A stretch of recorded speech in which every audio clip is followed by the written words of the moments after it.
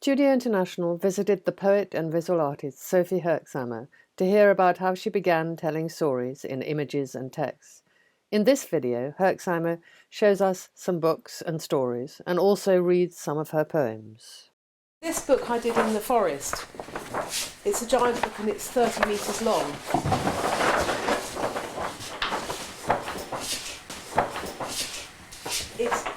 It's a book of stories of people in the forest and what they did with nature. And this was a residency with Firminwood's contemporary art, in which they wanted to talk to people in Corby. I talk to people all over the place about how they related to nature. And sometimes I just did my own drawings like that. And other times I would listen to people telling me stuff and draw it for them. And I had to make it into a book. It was part of the residency, was that we would make a book. And so we made this huge book that's 30 metres long. And it contains many stories collected live from people, but also I arranged it in layers like a forest. So there'd be a shrub layer and a canopy layer. Canopy layers really for people who are into the better than experience. And the undergrowth is where all the sex and drugs and rock and roll is. See, that's quite nice. I can't go in the woods. There's no signal. Kitty, Brixton. And then there's... These are from... I like... This is quite funny. When we used to drive past these stones, my mum would say, "I wish I had a penny for every time I got a good hiding for tearing my knickers on that stone." Anyway, there were lots... I managed to put kind of 6 poems in the middle of the book, which were the poems I wrote whilst I was on the residency in the forest. And as with all poems, I've exaggerated horribly, and I called it the remote hut they put me up in, this poem. They put me up in a perfectly nice little cottage. Anyway, the poems went in the middle like heartwood, and they were my own voice. And these cutouts and this bit of prose between each section, they were my own voice too. And these things were all other people's voices. So it was a bit of a choral work. And I like to think of quite a lot of what I do, like the tablecloth I made for the Thames Festival. It was a sort of choral work for Londoners, where everybody's speaking in their own voice, but the voice has been translated by my unifying brushwork. Anyway, so this is an extremely long book, and this book, the best way to show it, I've found, is when I go to schools and I do workshops. I get the kids to hold the book up, and it goes all the way around the assembly hall. And then, so like 100 children have to hold it around the room, and then their children in the middle get to look at all the pictures and ask me questions. It's quite funny, they think it's the biggest book in the whole world, 30 metres.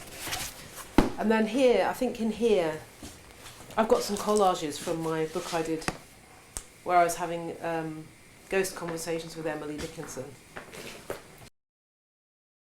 Your candle accompanies the sun, and because my homage to Emily Dickinson. And it starts with a poem to Emily. I've tried to write an introduction, and the poem just seemed a little bit more right, so I imitated her style slightly. And it was when I was having tremendous trouble, and I got very stuck indoors waiting for my son, because he'd go off on these mad adventures instead of going to school, and then I'd have to wait here for when he came back. And while I was waiting, I was trying to clear out the house and take things to the junk shop. And I found this wonderful little book of Swiss landscapes, all in duotone. And I just thought, it's the inner landscape of Emily Dickinson. It's so vast, but yet so tiny. So I made all these collages in ghost conversation with her, and by sewing together these different alpine pages and making, poems of the indoors and the outdoors that we all live within. Spring has arrived at last. You're most welcome. We hope it will mark an improvement in Mother. Winter finds her rather stern. Please excuse the state of the studio. And this one, which was the only one I managed to develop a close-up, although I've got some other plans actually. Your grin of water and your metal drum, beating, beating, to the silent tune of my snow envelopes. Wait, I'll answer the door one day.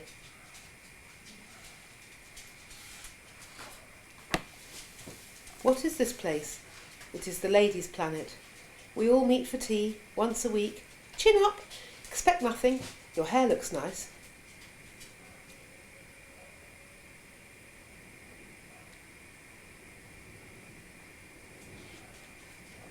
And then I read about Emily Dickinson. Apparently although she stayed indoors for the last 20 years of her life, apparently when she died her request was to be buried in a field of buttercups, which I thought was so poetic. It was like the definition of what's poetic. And she was also famous for baking, which I quite liked. She used to win prizes for her loaves and things. So I've put this poem here, trimmed with this buttercup ribbon. I'm celebrated amongst buttercups, with whom I share the honour of baking, and making from modesty a version of a field alive with silk and blazing hope.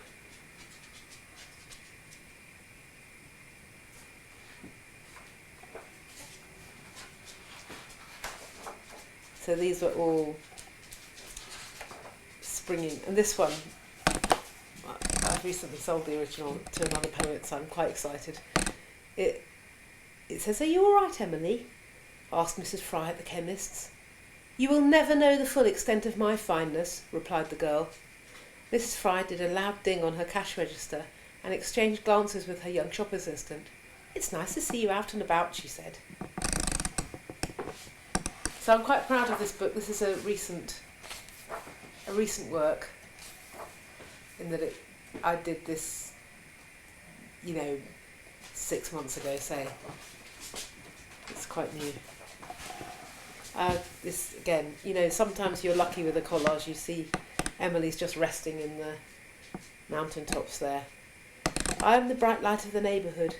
I never go out, nor will I. The inner light cannot be dimmed, not even by death, though it please him to try. My shine is 100% virgin incandescence." And the other book that came out this year, which has been a bit more of a public event because it's a real mainstream book in the actual Waterstones, very, very, very exciting for me, has been this book Welcome to England, which I did in my grandmother's voice. And these are paper cuts that I made for that book. I woke up in the morning, again it was all very unconscious. The publishers had said, make some pictures to go with it, and I thought, no, I will not, these are visual poems. I was terribly hoity-toity. And then I woke up with cut out domestic objects, like in black letters on my forehead, and I just thought, I could immediately see my grandmother's armchair and various other things. So I'll show you her armchair because that was the first thing that came to me when I woke up. And this is the cup we've just been... Yes, this is the cup we've been drinking out of. Exactly. These poems that I wrote in my granny's voice, they've been on the go for about 4 years. And when I read them, I normally read them off these enormous sheets so that people can see the phonetics. Do you want me to read you one? Allies. We are so-called aliens, and that makes making friends seem, if not impossible, ambitious. I've been so glad then, discovering upstairs Muriel. She wants nothing more than to bump into me. We all admire her silky hair and her cleverness. She even has an interesting job in Whitehall. She's a civil servant.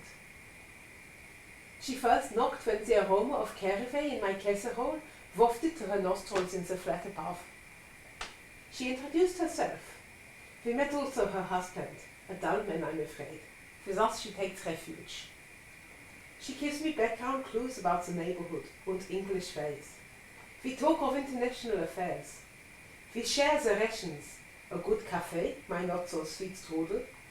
How we laugh together when on the hour Mrs. Finkton, the woman next door, flies into her yard and cries out in mad enragement, "Go away, you bloody foreigners!" The one you just heard, for example, appears on Black Pages. There's a sort of, I guess, a nod to the 1930s, in that was the time she came here, and some of the poems describe that era, although a lot of them describe the 1970s and just life. They're just suburban life in North London, which is where they lived in Finchley. I have pretended they lived in Edgefair because it is more entertaining to spell. This is actually Party Pig, is one of the chiefly responsible animals for helping Conrad learn to speak. Hello, America. It's so lovely to have you to the studio. I do apologise about the mess. It's absolutely hideously very, very, very, very messy. But that's my fault. But because I'm a pig, I can be a bit disruptive at times. Thank you. I have tried to draw every day, but part of my resistance, part of my moving over to poetryness, is that I just got so sick of the clutter, and I speak to a lot of painters who feel the same way. Making things every day, where the hell do you put them? It's a nightmare. So, you know, if you draw every day, as I think you might know, you get a lot of drawings by the end of the week. By the end of the month, you have an almost unbearable amount of drawings. By the end of the year, you have too many drawings. So these are some of people's stories that I've collected. I'm from Serbia. My grandmother lived in an apartment at the end of a long corridor.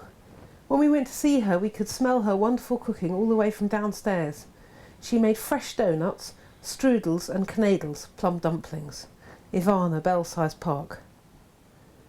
So you can see I've got this magic brush, which is really good for steam, corduroy trousers, and anything else you need more than one line about. And then here's one. You do quite often get these. We grew up in a house in Kolkata with a big pond at the back of the courtyard. Every day people came, washing and bathing, cleaning their pots and pans, exchanging gossip. It was so friendly. When we came here, all the doors were shut, and I really missed our neighbours. That was an oldish lady living in Hounslow. Then one time I had a very exciting gig where I went to the Wellcome Institute and I collected people's stories about wildness, because it was an evening themed on wildness. But I didn't want to ask people about when they'd been really wild, because I thought they'd give me these dreadful stories about getting drunk and falling over and snogging people. So I asked them a bit about when they broke the rules. Could they think of a time? And this is a nice example. I've got many nice examples, and really I should have dug them out so that I had the right ones ready, but this is quite a good one. I went to a very strict Catholic girls' school in the Philippines. We had to wear uniform all the time. One time I was in the play, I had to play Lady Macbeth. I screamed, "Out, damn spot!" and then was dragged off the stage in my lacy pyjamas. The stage was so dirty I got covered in dust. When I went back to change into my uniform, I suddenly didn't want to, and I ran up and down the corridors, 3 circuits in just my knickers. No one saw me. I was yelling too by the second circuit. Catharsis! But more home stories and migration stories. Here's a couple. My grandmother was a real lady. You find grandmothers feature an incredible amount. That's partly what set me off on my own book. And I quite like the idea of a massive art installation of which grannies are the star, because in terms of art history it's quite controversial. My grandmother was a real lady. She had beautiful white table linen, tiny cut glass aperitif glasses, candelabras just for ordinary Sunday lunch. I had been a fussy eater, but her lovely table made me want to try everything. She lost everything in the war, but she never lost her touch of making everyone feel special. This one's more recent. I lived in Afghanistan, a huge house, walnut trees, and snow up to your knees in winter. My granddad would build us a giant snow slide, solidifying it with buckets of icy water. When we came here with our suitcase for the whole family, that was the Hounslow life began.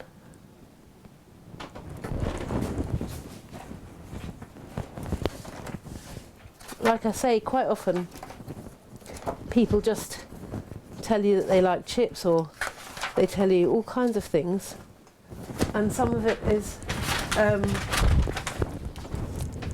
but I've got about 1,500 stories here. Are you making them into a book? Well, I've made a couple of books out of some of the stories, and I made these books I'll show you so far.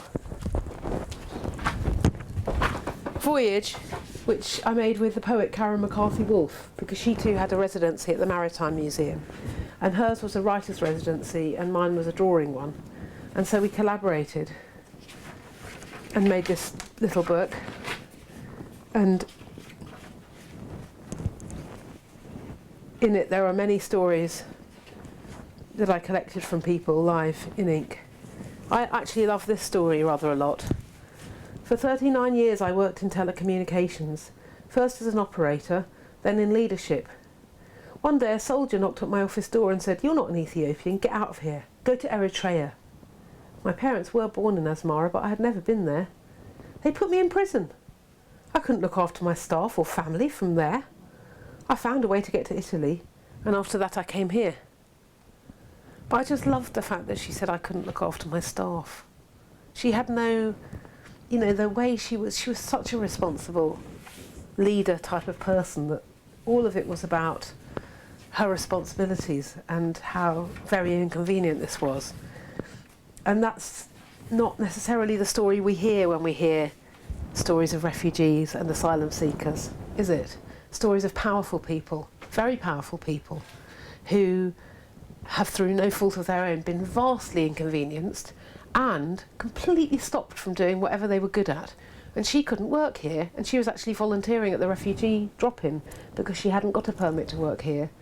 And, you know, what kind of a crazy thing is that, that somebody with so many wonderful talents, ideas and contributions to make, you know, obviously we all are, but this is the sort of thing.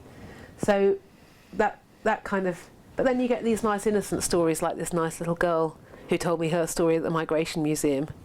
"Ah, wagwan" is what my dad says to me instead of hello. It's Jamaican and it makes me happy. My dad's a delivery man with a big tall van. He looks like me, only he's 6'3". So she's kind of like made her own poem, and I've just written it down. It is a poem. And quite often what people, and this one, which is really funny, I didn't find out about jazz or curry until I came to London when I was 21. My first reaction was anger. Why hadn't I been told about this? So it's a question of really the varieties. What, you know, they're like sweets, and what that you want more. You know, you have one, you want 20. That's what I'm like when I'm listening. I'm like, and then people say, take a break, and I'm going, why would I take a break? You know, I've got a queue of people going to come and tell me something, and also there's pointless taking a break because once I'm in the trance, then better to stay there. But anyway, it's a fun. Italo Calvino edited Italian Folktales, and his introduction is a brilliant thing. I don't know if you know it, but it's a brilliant introduction about fairy tales, and it says, you know, by the time he'd got into his sway of collecting fairy tales from all the different regions of Italy, he'd have given the whole of Proust for another variant of the Gold Dung Donkey. And the Gold Dung Donkey's a mad story where the donkey's dung is made of gold, but he was just putting into words the kind of mania one can get about story, and about how, you know, each story is going to quench a little bit of your thirst, but then you want the next bit of your thirst quenched by another one, and it's a very childish thing probably. I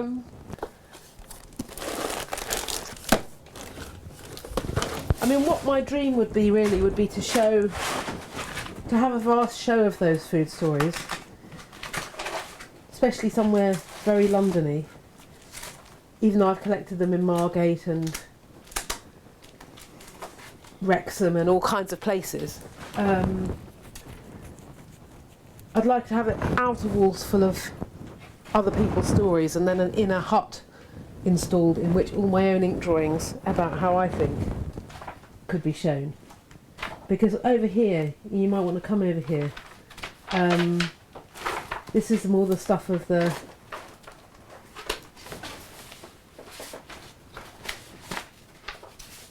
private thoughts, I suppose. The Bureau of Private Thoughts, made into drawings, which is why I draw.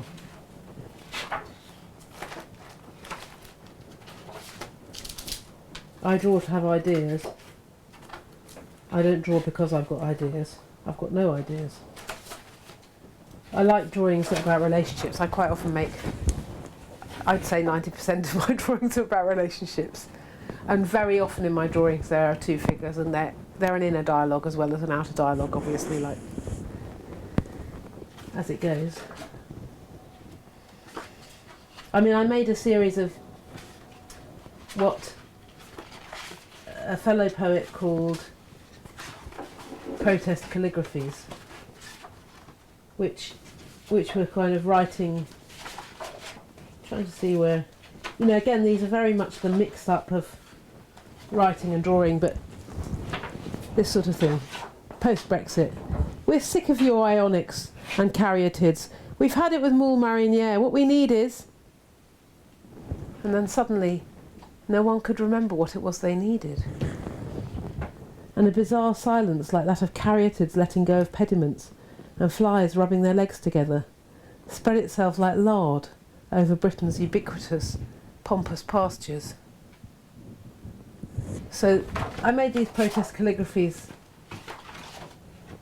post-Brexit. I made another load of them post the American situation. Sometimes the colour just takes over and you just think, and I make real nonsense like these, which are just playing around with colour and paint. Narcissistic vivarium, and what beaded niceties are these? The sleep-racked day, the horrible child. And they're just experiments in colour, paint, gouache. I love gouache. That's what I was raised on. Lucky me. But I guess there's some good examples in here of these are two things that concern ghosts. The dead bloom everywhere in our alive world with their cheerful phraseology.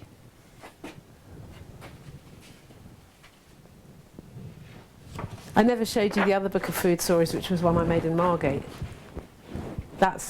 But actually the stories were,